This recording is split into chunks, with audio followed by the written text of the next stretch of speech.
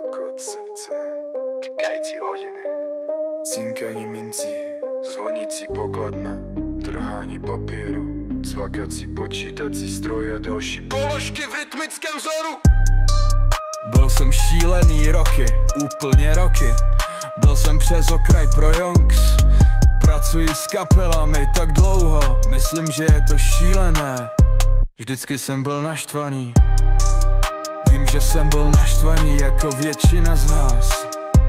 Je velmi těžké vysvětlit, proč si naštvaný, i když se nezlobíš. Smích.